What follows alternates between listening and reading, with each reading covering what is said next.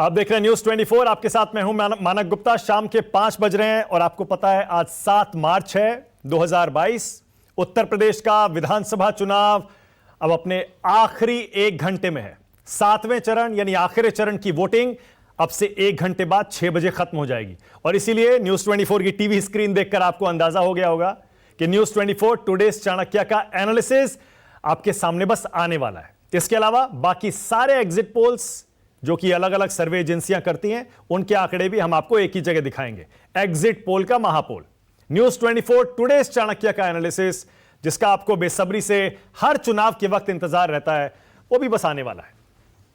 अब इस समय 1 घंटे की जब वोटिंग यूपी में बची हुई है, अलग अलग मेरे ग्राउंड जीरो से रिपोर्ट करने वाले संवाददाताओं का एग्जिट पोल क्या कहता है, क्योंकि उन्होंने भी हजारों लोगों से बात की है, हजारों किलोमीटर का रास्ता तय किया है। यह भी न्यूज 24 पर हम आपको बता रहे हैं। देखिए, ओपिनियन पोल एक अलग बात होती है। ओपिनियन पोल और एग्जिट पोल में बहुत फर्क होता है। ओपिनियन पोल अक्सर गलत हो जाते हैं, लेकिन एग्जिट पोल के गलत होने की संभावना, गुंजाइश और अगर उनका पास्ट रिकॉर्ड भी देखें तो बहुत कम है। इसीलिए कहीं मत जाइएगा, हमारे साथ ही बने रहिए। न्यूज 24 टुडेज चाणक्य के आंकड़े थोड़ी देर में आपकी टीवी स्क्रीन पर आएंगे। जल्दी से आपको यूपी के आखिरी चरण के चुनाव में वोटिंग में 3 बजे तक कितनी वोटिंग हुई है यह जल्दी से बता देता हूं। उत्तर प्रदेश में आज जो वोटिंग चल रही है 7वें चरण की, उसमें 3 बजे तक का आंकड़ा मेरे पास आ गया है और यह 47% है। 47% वोटिंग 3 बजे तक। सबसे ज्यादा चंदौली में 51%, सोनभद्र में 50% और उसके बाद बाकी सारे जिलों में 50% से कम वोटिंग 7वें चरण में देखने को मिल रही है। यानी बिल्कुल साफ है, 2017 के विधानसभा चुनाव से तुलना करें तो इस बार वोटिंग में वो उत्साह, वो जोश दिखाई नहीं दिया। हो सकता है पिछली बार के 60-61% के वोटिंग परसेंटेज से इस बार कम वोटिंग हो। क्या ये वोटिंग परसेंटेज भी कुछ कहता है?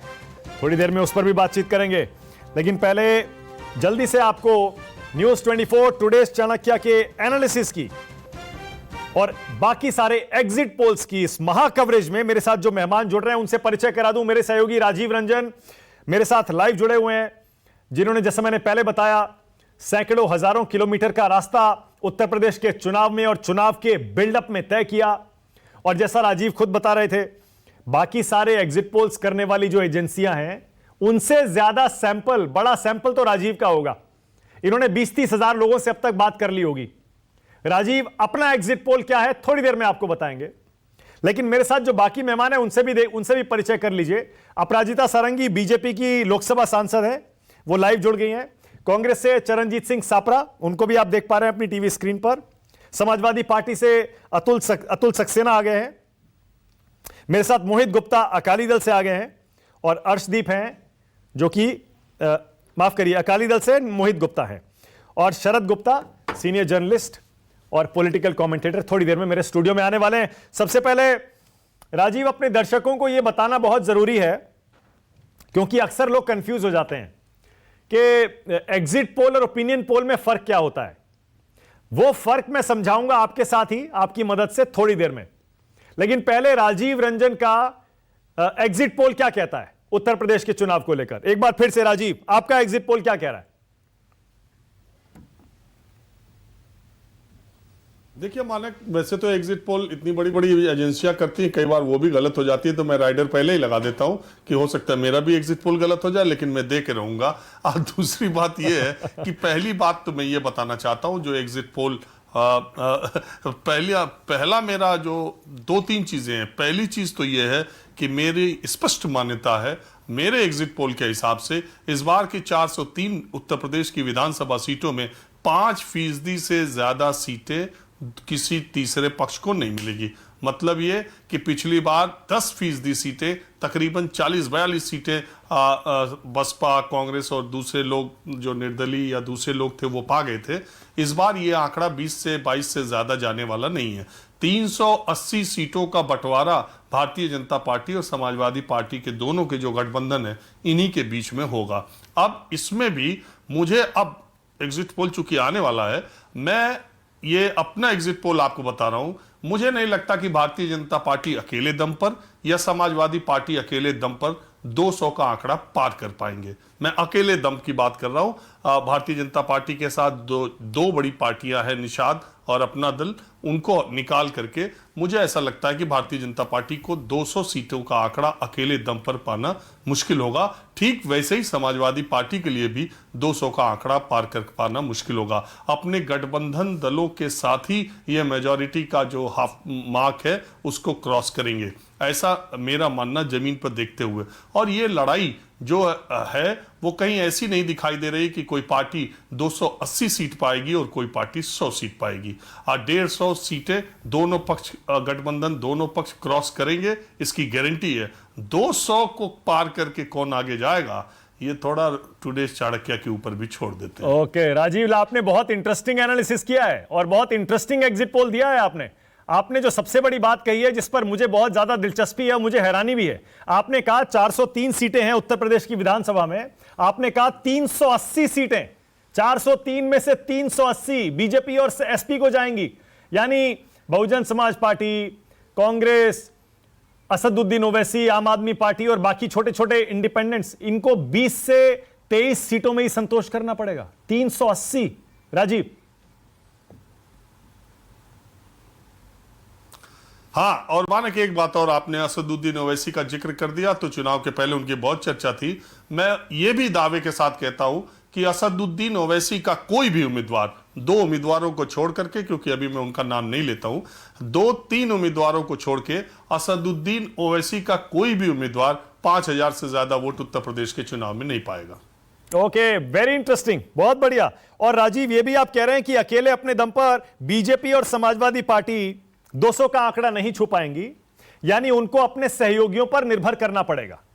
और अगर कितनी कितनी सीटों पर ये दोनों चुनाव लड़ रहे हैं अकेले, उसके हिसाब से इनका स्ट्राइक रेट निकाला जाए, राजीव, तो बड़ा इंटरेस्टिंग हो जाता है, क्योंकि अखिलेश यादव ने तो बहुत सीटें अपने सहयोगियों को दी हैं। बिल्कुल, अखिलेश यादव ने करीब 55 सीटें, अगर आप देखें 55 से थोड़ी ज्यादा सीटें उन्होंने सहयोगी दलों को दी हैं। और भारतीय जनता पार्टी ने अपने दोनों गठबंधन दलों को तकरीबन 30-32 सीटें दी हैं। तो आप देखिए, इसी हिसाब से 370 सीटों पर भारतीय जनता पार्टी करीब करीब लड़ी है और 350 सीटों के आसपास समाजवादी पार्टी लड़ी है। ओके, राजीव रंजन का एग्जिट पोल आपने सुन लिया। न्यूज़ 24 टुडेस चाणक्य का एनालिसिस आपकी टीवी स्क्रीन पर बस थोड़ी देर में आएगा, क्योंकि आंकड़े हम तब तक नहीं दिखा सकते जब तक वोटिंग खत्म नहीं हो जाती।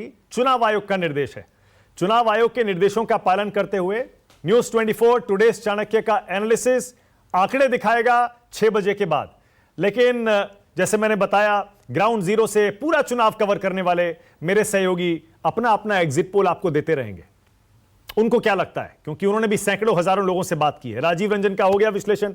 अब मेरे साथ अपराजिता सारंगी हैं, चरणजीत सिंह सापरा हैं, अतुल सक्सेना हैं और मोहित भी हैं। अपराजिता सारंगी, राजीव रंजन के विश्लेषण से, उनके एग्जिट पोल से आप सहमत हैं? बमुश्किल सरकार बनने वाली है यूपी में किसी भी एक दल की। आप सबको मेरा नमस्कार। बड़ी विनम्रता के साथ लेकिन बड़े आत्मविश्वास के साथ कहूंगी कि भारतीय जनता पार्टी को प्रचंड बहुमत मिलने वाला है। राजीव जी को हमने सुना, कुछ तथ्य उन्होंने दिया, लेकिन मैं आप सबको बताना चाहूंगी कि 5वें चरण के चुनाव होते होते तक हमारे नेताओं ने कह दिया था, लोगों का जो विपुल समर्थन मिला, लोगों से जो हम लोगों ने बात की और जिस तरह से होमवर्क करके हम सब चुनाव के मैदान में गए थे, इन सब मुद्दों को आधार करके हम कह सकते हैं कि 5वें चरण तक ही हमने मेजॉरिटी मार्क टच कर लिया था। और मैं कह दूं कि हमारा आभिमुख्य बड़ा स्पष्ट रहा है। हमने सुरक्षा की बात की है, हमने विकास की बात की है, और इसी एजेंडा को लेकर हम लोगों के पास गए थे। और आपने देखा हमारे वरिष्ठ नेताओं को जिस तरह का समर्थन मिला वो अभूतपूर्व था। अभी 3 दिन हमारे प्रधानमंत्री जी काशी में थे, और ऐसा है कि जिस तरह का काम हुआ है 5 सालों में, अपराजिता जी एक सेकंड, अपराजिता जी एक सेकंड, हम जरूर क्योंकि अब देखिए कहेंगे कि प्रचार हम खत्म हो सरकार गया, बनाएंगे, अब काम किसने कितना किया ये गिनाना अब मुझे लगता है बहुत इंपॉर्टेंट रह नहीं गया है। अब आ गया वोटिंग खत्म होने का समय, अब सिर्फ 50 मिनट की वोटिंग बची है और अब बाकी सारे एग्जिट पोल्स के और न्यूज 24 टुडेज चाणक्य के आंकड़े आने वाले हैं। आपने कहा 5वें चरण आते आते आपकी सरकार बन चुकी थी। अखिलेश यादव कहते थे 4 चरणों में हमारी सरकार बन गई। आज पहली बार किसी बीजेपी प्रवक्ता के मुंह से मैं यह सुन रहा हूं कि 5 चरणों तक हमारी सरकार बन गई थी और बाकी के 2 चरणों में हम अपनी लीड बना रहे थे। कुछ दावा करेंगी अपराजिता जी, कुल कितनी सीटें? प्रचंड बहुमत आपने कहा, लेकिन सीटों के लिहाज से क्या दावा है आपका? 300 से अधिक सीटें भारतीय जनता पार्टी को मिल रही हैं। आप देखेंगे अभी हम लोग दिल थाम कर बैठे हैं, 10 मार्च आने वाला है और आज भी कुछ आप दिखाने वाले हैं, लेकिन मुझे लगता है कि 10 मार्च जब हम सब टीवी के सामने होंगे और ईवीएम मशीन पर हम देखेंगे तो निश्चित तौर पर मैं कह दूं कि हम 300 से ज्यादा ओके, ऑलराइट। अतुल सक्सेना, अतुल बस थोड़ी देर में आंकड़े आने वाले हैं, बाकी एग्जिट पोल्स के भी और न्यूज 24 टुडे चाणक्य के एनालिसिस के भी। अतुल आपका क्या दावा है? देखिए मानक जी, समाजवादी पार्टी जो बहुमत का आंकड़ा है वो 4थे चरण में क्रॉस कर चुकी है और आज जो है 7वें चरण का मतदान जारी है, तो उसमें जो लीड होगी वो बोनस होगा।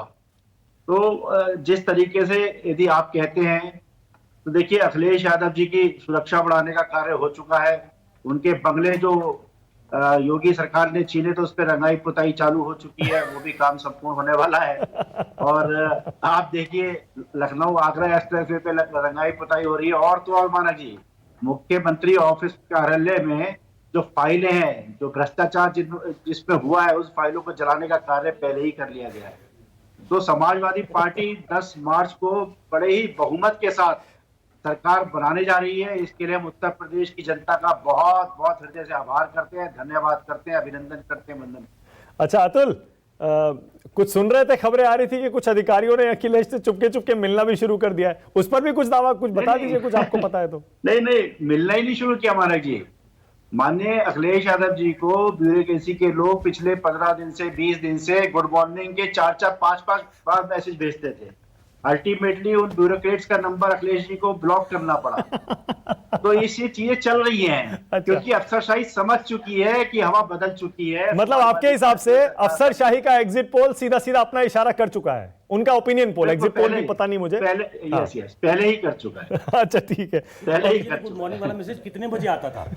क्योंकि वो योगी जी तो कह रहे थे 12 बजे सो के उठते हैं, तो गुड आफ्टरनून वाला आ रहा था, गुड मॉर्निंग वाला आ रहा था। मैं समझता हूँ इन सब बातों का कोई फायदा नहीं रह गया है।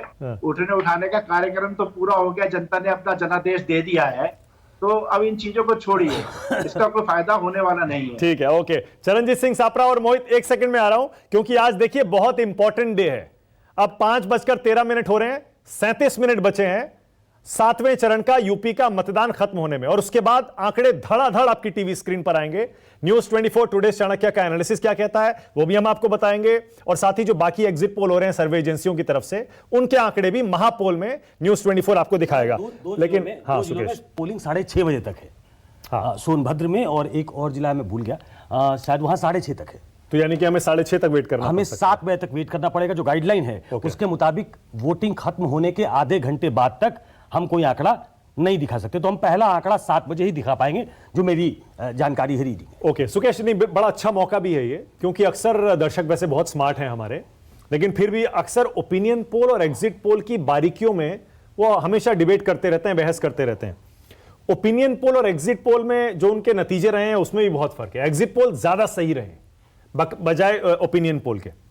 इस पर थोड़ी सी बात की जाए, मुझे लगता है जरूरी है आज, क्योंकि अब जब 7 बजे के बाद ही आंकड़े आने शुरू होंगे, तो ये ओपिनियन पोल और एग्जिट पोल, इसके सैंपल साइज पर खूब बहस हुई है, इनके तरीकों पर खूब बहस हुई है, इनके परफॉर्मेंस पर खूब बहस हुई है, बार बार सवाल भी उठे हैं। लेकिन आज जबकि एग्जिट पोल का दिन है सुकेश, एग्जिट पोल तो एक बहुत बेहतर साइंस है, ओपिनियन पोल से बेहतर साइंस है, क्योंकि यह माना जाता है लोग जब वोट देके बाहर निकलते हैं तो वो आमतौर पर सवाल पूछने वाले से झूठ नहीं बोलते, बता देते हैं किसको वोट दिया है। सही है ना ये?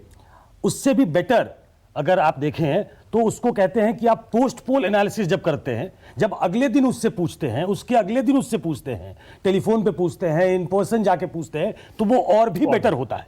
कई बार वो बूथ पे जब निकलता है और जब आप उससे पूछते हैं तो वहां फिर भी, इसीलिए जब हम बताते हैं तो कोई लिखता है +2 -2 +-3, ये वो उसमें गलती की आशंका हो सकती है, इतनी गलतियां हो सकती है, लेकिन तब भी ओपिनियन पोल से बहुत बेहतर नतीजे जो ये साइंटिफिक तरीका है वो एग्जिट पोल का है। एग्जिट पोल मुझे लगता है कि अगर कोई पोस्ट पोल करता है तो वो शायद और भी एक्यूरेट हो सकता है, उसकी संभावना ज्यादा होती है। और उसकी वजह क्या है?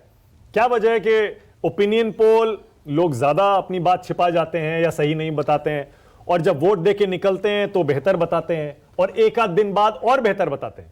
देखिए, हमारा नाम ही ओपिनियन है। उस समय वो ओपिनियन बना रहा होता है कि हम किसको वोट करेंगे। उस समय तक प्रचार चरम पे नहीं होता अमूमन। उस समय तक मुद्दे क्रिस्टलाइज नहीं करते हैं कि भाई किन मुद्दों में कितनी ताकत है, और खासतौर से लंबे चुनाव, खासतौर से जब 7-7 चरण का चुनाव हो, तो वैसे में उनको ओपिनियन बनाने में टाइम लगता है। कई बार उनका ओपिनियन बदल जाता है। जिस समय आपने उनसे मुलाकात की है, वार्ता की है, जिस वातावरण में उनसे चर्चा की है, हो सकता है कि चुनाव देते वक्त उनका मानस बदल गया हो।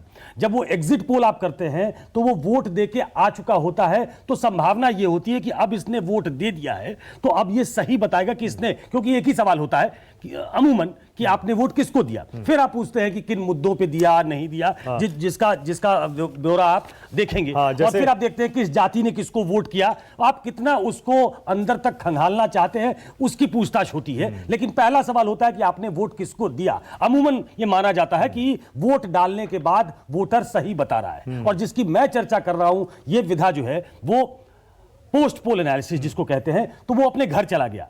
वो किसी ऐसे बूथ पे नहीं है जहां हो सकता है कि कुछ हॉस्टाइल एलिमेंट्स हो, एनवायरमेंट हो, तो वहां वो सच नहीं बताता है कई बार। और कई बार जो ये जिस साइलेंट वोटर्स की बात की जाती है कि वो साइलेंट वोटर है, वो बहुत दबंग नहीं है, वो चुपचाप अपना वोट देता है, निकल जाता है, वो उरेज करता है बताने से कि हमें बताना चाहिए कि नहीं बताना चाहिए। और जब आप उसके घर जाके पूछते हो, उससे टेलीफोन पे पूछते हो, तो उसे लगता है कि मेरी आइडेंटिटी रिवील नहीं हो रही है, मुझे कोई खतरा नहीं है, किसी पार्टी से नहीं है, तो वो शायद ज्यादा कैंडिड होता है और वो बेहतर बताता है। इसलिए लोग मानते हैं कि जो पोस्ट पोल एनालिसिस होता है वो उससे भी बेटर होता है। अब एग्जिट पोल में अक्सर जो सवाल पूछे जाते हैं वो अलग अलग तरह के होते हैं, पर जो प्रमुख सवाल होता है, प्रमुख प्रश्न होता है, वो यही होता है आपने किसको वोट दिया और क्यों दिया।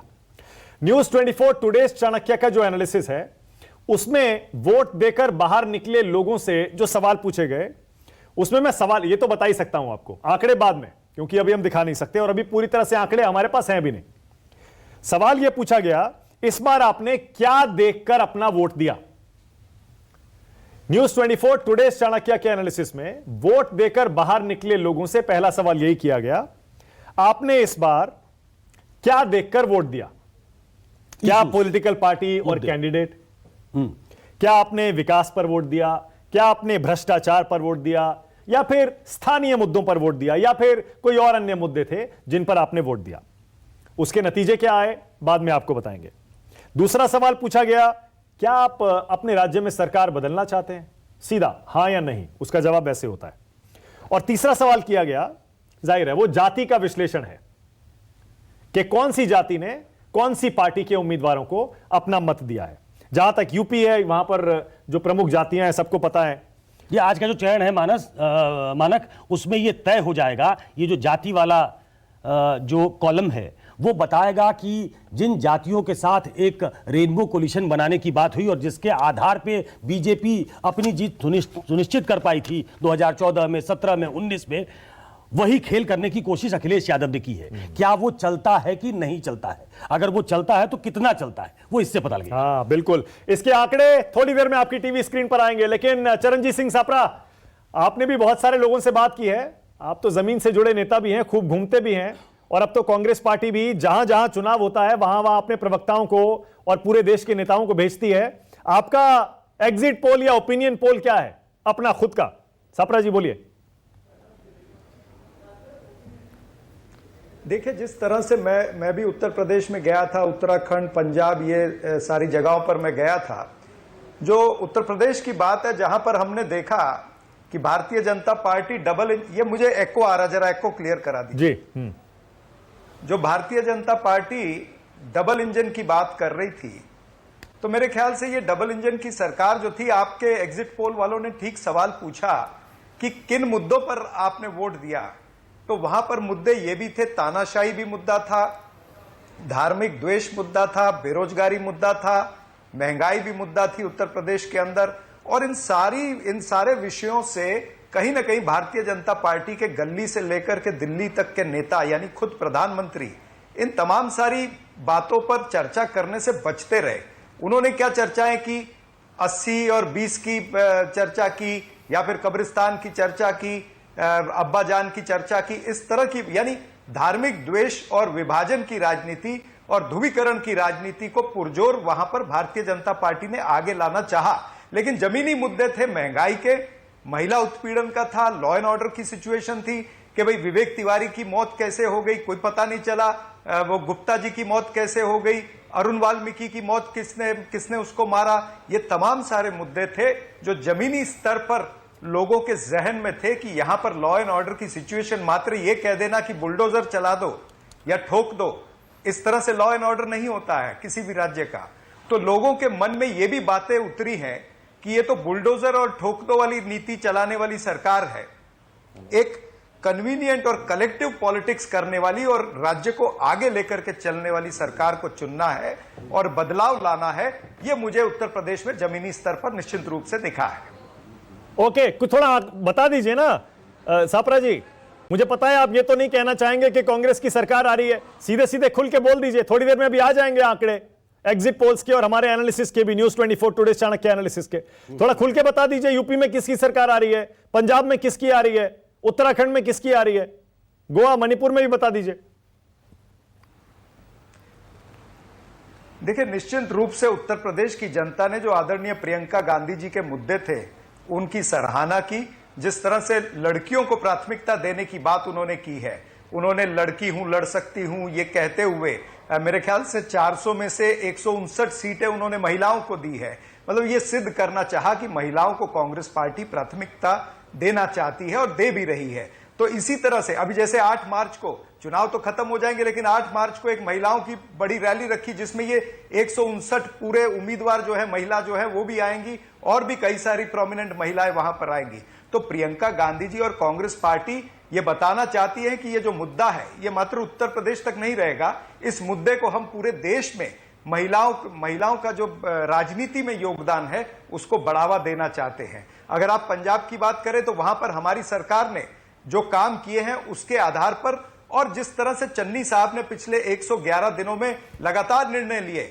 उन्होंने किसानों के लोन माफ किए। अरे सापरा जी, प्रचार खत्म हो गया, छोड़िए ना, पूरे देश के आज तो वोटिंग कब की हो चुकी है, जो काम किए वो गिनाने का टाइम गया। आंकड़े बताइए मुझे अब तो। पूछा कि पंजाब, हाँ तो मैं वही नहीं, देखिए आंकड़े, मैं कोई एस्ट्रोलॉजर नहीं हूं, ये आपकी एग्जिट पोल जो है ये भी एग्जैक्ट पोल नहीं है। आपकी एग्जिट पोल के बाद भी आंकड़े बदली होते हैं। हमने देखा छत्तीसगढ़ में पिछली बार क्या हुआ, राजस्थान में क्या हुआ, किस तरह से आंकड़े बदली हुए। गुजरात के अंदर भी आपके सारे एग्जिट पोल जो है वो 150 सीटें दे रहे थे भारतीय जनता पार्टी को, लेकिन कितनी 98 पे आकर के मेरे ख्याल से रुक गए। तो ये तमाम सारी चीजें हैं, एग्जिट पोल भी एग्जैक्ट पोल नहीं होती है, इसलिए यहां पर आंकड़े देना उचित नहीं है। All right, okay. मोहित, आपका क्या दावा है? थोड़ी देर में हमारे आंकड़े आने वाले हैं, वो दिखा देंगे हम। आपका ओपिनियन पोल या एग्जिट पोल क्या कह रहा है? देखिए मानिक जी, सबसे पहले तो मैं आपको धन्यवाद करता हूं, आज आपने ये चर्चा में बुलाया हमारी पार्टी को। और दूसरा, मैं पूर्ण विश्वास के साथ ये बात कह रहा हूं कि 10 तारीख को जब नतीजे आएंगे, श्रोमणी अकाली दल सरदार सुखबीर सिंह बादल जी की अगुवाई में पंजाब में सरकार बनाने जा रहा है और हम पूर्ण बहुमत से सरकार बनाएंगे। आप देख लेना, 70 के आसपास सीटें हमें आ रही हैं। 70, ओके।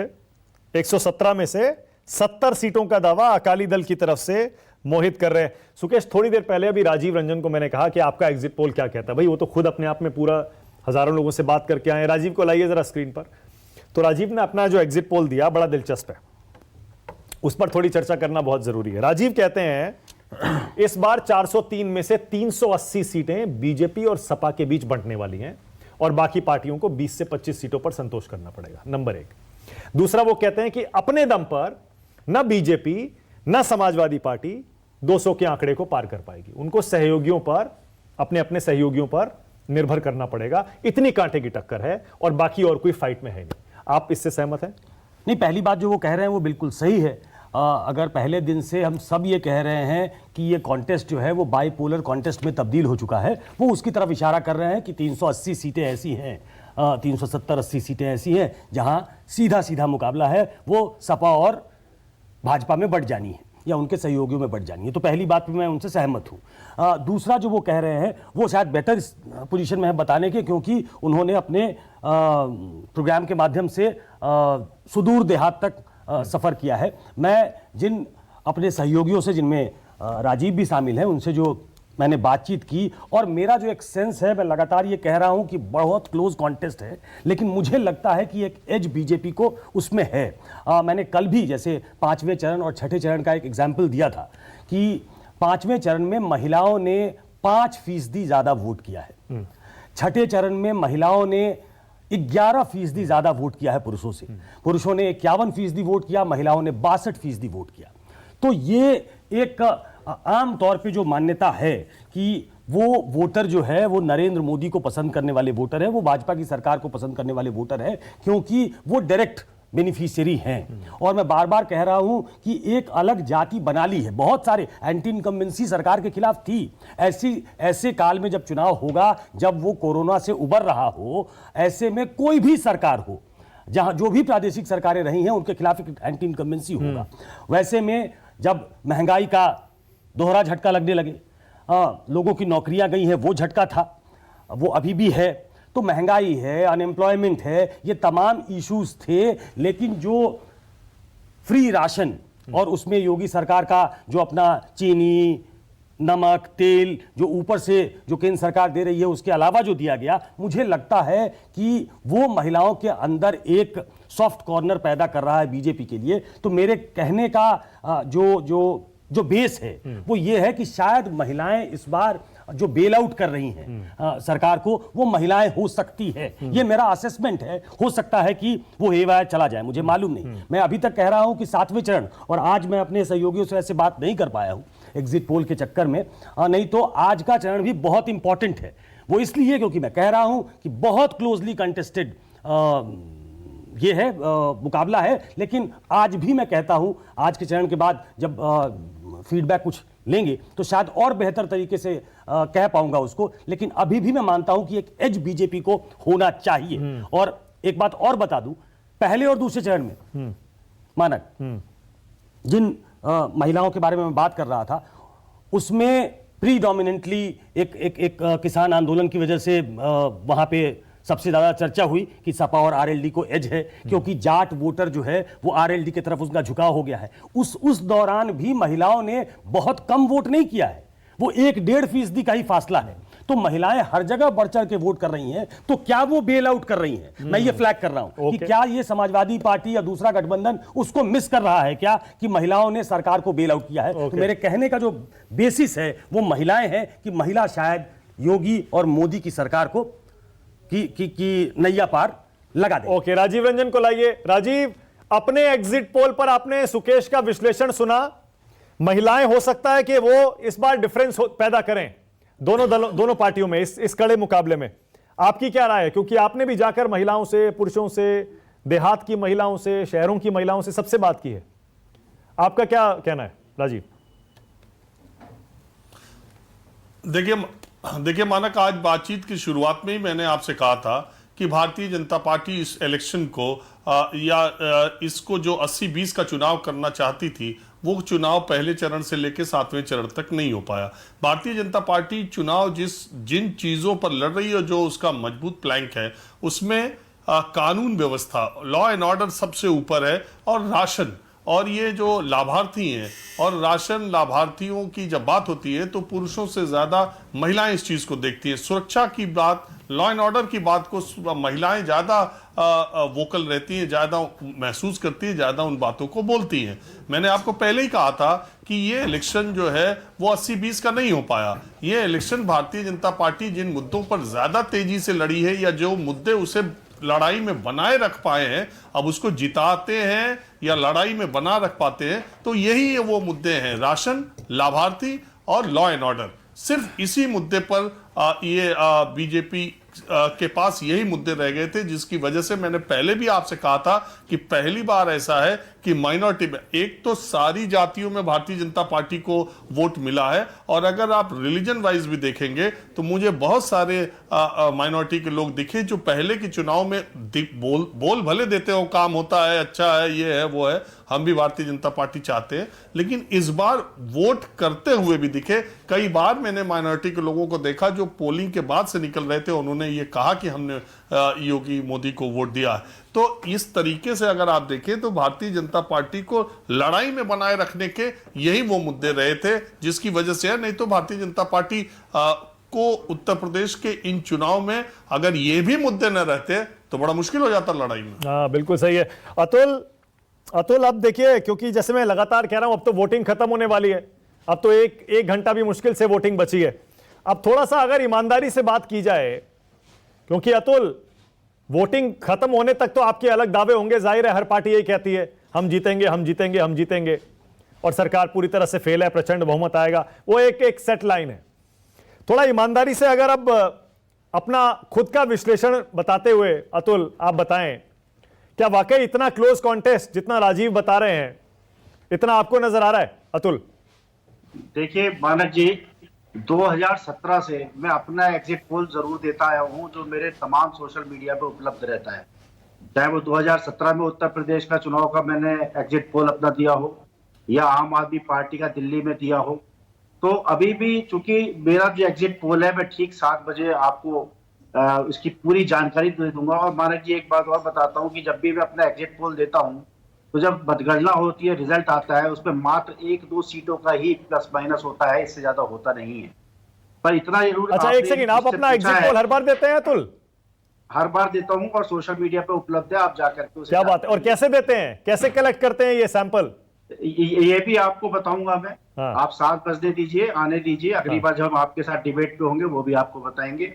पर आपने यदि मुझसे एक चीज पूछी है वो जरूर मैं आपको बता दूंगा। जैसे राजीव भाई को मैं आपको सुन रहा था, अभी सुकेश जी को भी मैंने सुना, देखिए कहीं कोई क्लोज कंटेस्ट है नहीं।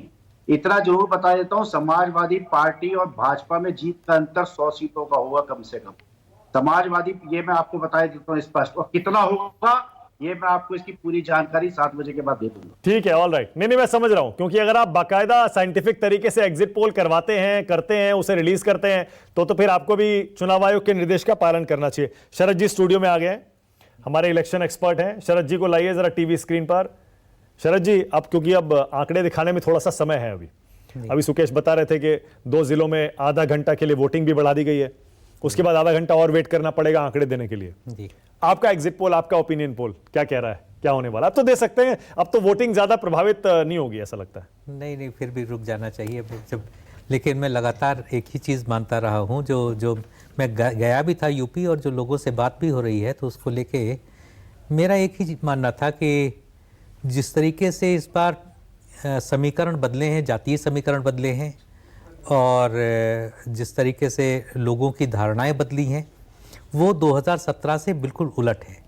तो इस वजह से मुझे लगता है कि कहीं ना कहीं समाजवादी पार्टी को थोड़ा सा एज है, ऐसा मेरा मानना है। हो सकता है एग्जिट पोल मेरे पक्ष में हो या ना हो, लेकिन ऐसा मेरा मानना था कि समाजवादी पार्टी को थोड़ा सा एज है, पर मुकाबला कड़ा है जी। Okay, all right. Aparajita ji, अभी राजीव रंजन जो विश्लेषण कर रहे थे और सुकेश भी लगभग वही इशारा कर रहे हैं, मुकाबला कड़ा हो सकता है लेकिन बीजेपी को एज है। राजीव ने कहा हो सकता है आपको अपने अकेले दम पर 200 सीट ना मिले, सहयोगियों पर अगर निर्भर करना पड़ा, ऐसी सरकार बनानी पड़ी। अपराजिता जी, मुश्किल सवाल है, मुझे पता है आप ये कहेंगी ये होने वाला नहीं है। मैंने कहा हाँ। मैं उसी बात की पुनरावृत्ति करूंगी।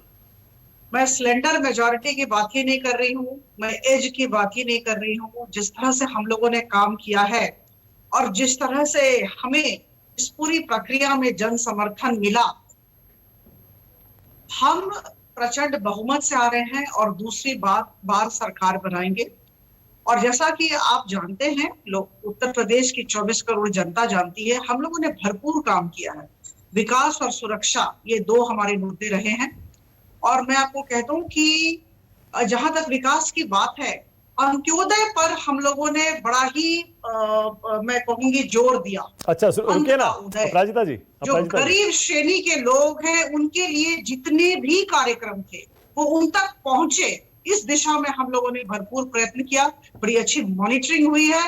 और आप देखिए हर एक क्षेत्र में मेरे पास तथ्य हैं, अभी तथ्य देने का वक्त नहीं है, लेकिन लोग लाभान्वित हुए हैं, हर एक स्तर के लोग लाभान्वित हुए हैं। हम लगातार बेरोजगारी दर की बात करते रहते हैं।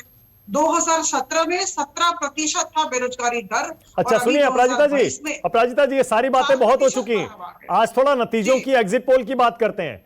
अपराजिता जी 5 राज्यों में आपका क्या दावा है? 5 में से 4 में तो आपके नेता बड़ी बड़ी जीत का दावा पहले ही कर चुके हैं, आप भी उसे ही रिपीट करेंगे? 4 जीतेंगे और 1 में अच्छा प्रदर्शन करेंगे?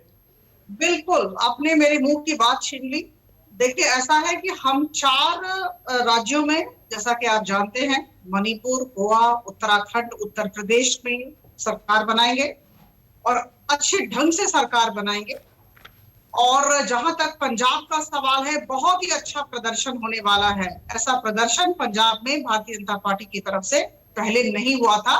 हमारा विश्वास है कि हम पंजाब में बहुत ही अच्छा प्रदर्शन करेंगे। Okay, alright. सुकेश, अब थोड़ी चर्चा इस पर भी कर लें, क्योंकि अब जब हम नतीजों के नजदीक पहुंच ही गए हैं एकदम। एक मिनट के लिए। हाँ। अच्छा ओके, राजीव आपके पास आ रहा हूं। राजीव रंजन, राजीव, क्योंकि आपने यूपी पूरा देखा और आप ही का एग्जिट पोल, आपका विश्लेषण ये कह रहा है हो सकता है बीजेपी या सपा जिसकी भी सरकार बने उनको सहयोगियों पर निर्भर करना पड़े। ये कैसी सरकार होगी फिर राजीव? क्योंकि बीजेपी को तो प्रचंड बहुमत की, अकेले अपने दम पर सरकार चलाने की आदत पड़ गई है। मैं यूपी की बात कर रहा हूं, 5 साल की आदत है। कैसी सरकार होगी राजीव? और अखिलेश की कैसी सरकार होगी अगर सहयोगियों पर निर्भर करना पड़ा?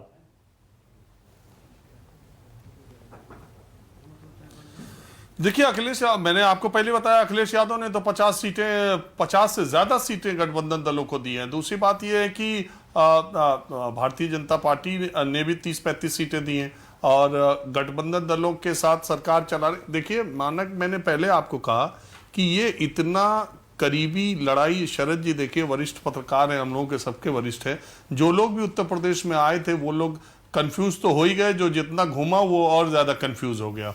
और एक बात तो इसमें आपको मानना पड़ेगा, सरकार चलाने न चलाने की जो जैसा अंकगणित होगा उसके हिसाब से आपको सरकार चलाना पड़ता है, ये आपकी इच्छा पे तो रहता नहीं है। जो समीकरण आएंगे, जो नतीजे आएंगे उसके हिसाब से चलेगी। बहुत संभव है कि गठबंधन दलों को इतना ज्यादा मत मिल जाए, चाहे भाजपा गठबंधन हो चाहे सपा गठबंधन हो। लेकिन आज की तारीख में हम लोग देखिए 7 बजे एग्जिट पोल आने वाला है और हम लोग आज के समय में बात कर रहे हैं, तो मैं ही नहीं, तमाम वो लोग जो ज्यादा घूमे हुए हैं उनको ये समझ में आ रहा है कि, मुझसे भी बहुत सारे लोगों की बात हो रही है कि ये समझ में आ रहा है कि इस वक्त आप ये कहने की स्थिति में नहीं है कि सरकार किसकी आ रही है। आप ये तो कहते हैं कि जिसकी भी आएगी वो 230-40 के आसपास पा जाएगा, लेकिन आप ये कहने की स्थिति में नहीं है, क्योंकि पहले, दूसरे, तीसरे, चौथे चरण, पहले से लेके तीसरे चरण तक का चुनाव दूसरे तरीके का हुआ, चौथा, पांचवा और छठवां चरण का चुनाव दूसरे तरीके का हुआ, 7वें चरण का चुनाव तीसरे तरीके का हो रहा है। तो ऐसी स्थिति में निश्चित तौर पर पहले और दूसरे चरण में भारतीय जनता पार्टी को अच्छी खासी सीटों का नुकसान हुआ,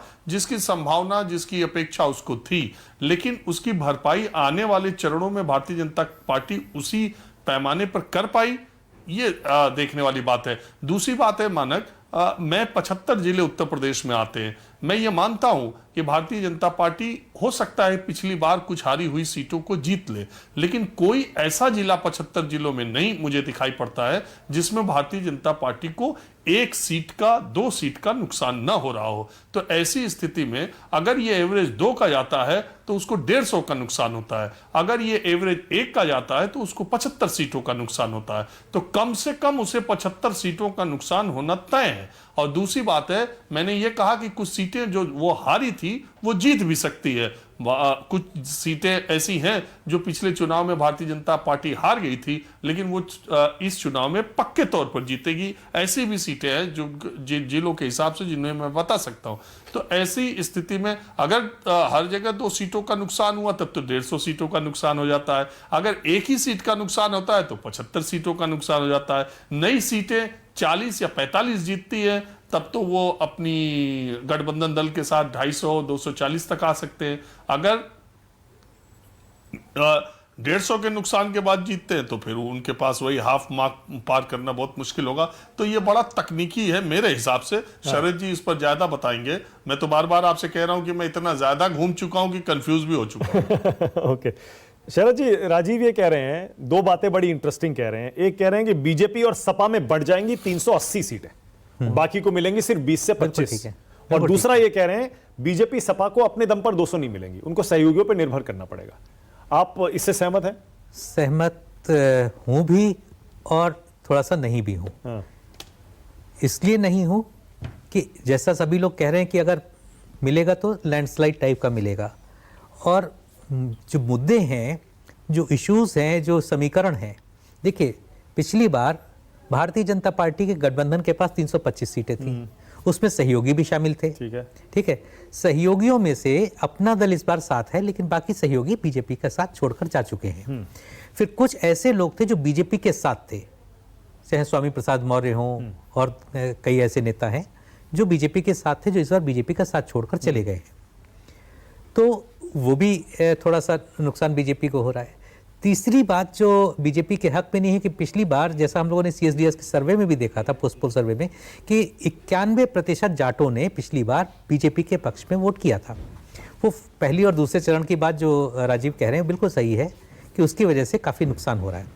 लेकिन इसके साथ ही तीसरे चरण में जब आते हैं, जिसकी यादव की बात कहते हैं, तो यादवों में पिछली बार बिखराव था, उसमें कुछ यादवों के वोट बीजेपी को मिले थे, एक अच्छी खासी तादाद में मिले थे।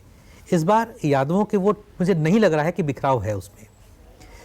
इसके बाद आते हैं मुसलमान पे, कि मुसलमानों के वोट भी पिछली बार बीजेपी BSP को भी मिले थे, समाजवादी पार्टी को भी मिले थे, कांग्रेस को भी मिले थे, और जगह भी बटे थे, कुछ भाजपा को भी मिले थे। इस बार वो कंसोलिडेट होते दिख रहे हैं। इसी तरीके से आप देखिए फिर राजभर, मौर्य, और आप पिछड़ी जातियों में देखेंगे तो वहाँ भी आपको एक जो बीजेपी के साथ जो वोटर थे, जो एक, तो उसमें क्षरण हुआ है। तो जो 39% था वो घट तो रहा है, अब वो 35% पे आएगा कि 32 पे आएगा कि 30 पे आएगा। वहीं जो 20% पे समाजवादी पार्टी थी वो निश्चित तौर पर बढ़ रही है। अब वो 25 पे रुकेगी, 30 पे रुकेगी, 35 पे रुकेगी। तो ये बड़ा, अभी उसका आकलन सिर्फ एग्जिट पोल हो सकती है या हम अनुमान लगा सकते हैं। मेरा अभी तक अनुमान है, जो मैंने अभी आपको बताया और पहले भी कहता रहा हूं, कि ये सब समीकरणों से, क्योंकि एक इसमें और फैक्टर भी है कि जो जॉब नहीं है, जो आवारा पशु हैं, महंगाई है, ऐसी कई चीज़ें हैं जो बीजेपी के खिलाफ हैं। लेकिन एट द सेम टाइम कि जो राशन दिया गया है वो एक बीजेपी के पक्ष में है, कानून व्यवस्था की स्थिति बीजेपी के पक्ष में है, जो एक्सप्रेसवेज बने हैं वो बीजेपी के पक्ष में है, बहुत ढेर सारे जो मेडिकल कॉलेज जिला स्तर पे बनाने की बात हो रही थी, अभी शुरू हुए हैं नहीं हुए हैं, लेकिन एक मतलब लोगों को आशा की किरण दिखी है। टॉयलेट्स एक मेजर पॉइंट है। प्रधानमंत्री आवास योजना काफ़ी लोगों को मिले हैं और काफ़ी लोगों को उससे आशाएं हैं कि हमको नहीं मिला है तो मिलेगा। तो ये बहुत सी चीज़ें हैं जो बीजेपी के अरे यार फोन करो उमेश। तो इसलिए मेरा मानना है कि दोनों के कुछ प्लस पॉइंट है, कुछ माइनस पॉइंट है। ऑलराइट। तो उसमें कौन सा भारी पड़ेगा ये देखना पड़ेगा। ओके सुकेश, ये जो सिनारियोज बन रहे हैं, क्योंकि अभी मुझे लगता है हमारे पास काफी टाइम है आंकड़े दिखाने से पहले, बीजेपी बार बार कह रही है कि हम अभी सापरा जी आपके पास भी आ रहा हूं क्योंकि आपका दावा भी इस बारे में बड़ा दिलचस्प होगा, मुझे पता है, क्योंकि नेशनल पार्टियां दो ही हैं, बीजेपी और कांग्रेस। बीजेपी कह रही है 4 राज्य जीत रहे हैं और पंजाब में हम अच्छा प्रदर्शन करेंगे। अपराजिता जी कह रही हैं ऐसा करेंगे जो हमने पहले कभी नहीं किया, अकाली दल के साथ भी नहीं किया। अगर ये 4-1 होता है तो इसका मतलब नेशनल लेवल पर बड़ा क्लियर मैसेज है फिर तो 4-1। बिल्कुल उनके एक्सपेक्टेशंस के हिसाब से अगर चारों राज्य वो जीत रहे हैं और पंजाब में वो अच्छा प्रदर्शन कर रहे हैं, पंजाब में अच्छा प्रदर्शन वो ना भी करें, अगर वो 4 राज्य रिटेन कर लेते हैं तो बहुत बड़ी उपलब्धि होगी बीजेपी के लिए। 2024 का रास्ता साफ होगा और एक जो नेशनल ऑल्टरनेट बनाने की कोशिश है क्षेत्रीय दलों द्वारा, चाहे वो ममता बनर्जी की कोशिश हो, चाहे वो अखिलेश यादव की कोशिश हो। बहुत इंटरेस्टिंग, अखिलेश यादव जिन सभाओं में गए हैं उनके पहले जो भी वक्ता अखिलेश यादव के पहले जो बोल रहे होते थे वो अखिलेश यादव को भावी प्रधानमंत्री के तौर पे बता रहे होते थे। मैंने बहुत क्लोजली फॉलो किया उसको कि कैसे उनको यहाँ जिताकर राष्ट्रीय स्तर पे पहुंचाना है, इसकी तैयारी थी। और जाहिर तौर पे 80 सीटें हैं लोकसभा की, तो कोई अगर अच्छा परफॉर्म करता है, आउटप्ले कर देता है वो गेम में बीजेपी को, तो वो एक नेशनल लेवल पे एक प्लेयर हो जाता है। और अखिलेश यादव वहाँ एक बार 5 साल मुख्यमंत्री रह चुके हैं, तो वो सारे जो समीकरण बिठाने की कोशिश है उसको एक बहुत बड़ा धक्का लगेगा। और जो एक क्लीन रन है और दूसरा जो सारे बड़े बड़े मुद्दे उठे, इसका मतलब ये सारे मुद्दे, फिर इसका मतलब ये हुआ कि हालांकि वो सीटें देख के तब पता चलेगा कि कितना उनका असर हुआ, लेकिन फिर भी इसका मतलब डिसाइसिव तौर पर वो मुद्दे बीजेपी को डेंट नहीं कर पाए। इस असम्पशन पे जब हम बात करते हैं तो इसमें ये देखना पड़ेगा कि इसी तरीके से मुद्दे उठाए गए थे जब डिमोनेटाइजेशन हुआ था, इसी तरीके से मुद्दे उठाए गए थे जब जीएसटी लागू की गई थी और इसको फॉल्टी इंप्लीमेंटेशन बताया गया। डिमोनेटाइजेशन को तो बहुत बड़ा जिसका दंश हम आज तक झेल रहे हैं वो हकीकत है, लेकिन आम जनता को बहुत ज्यादा फर्क उससे नहीं पड़ता है।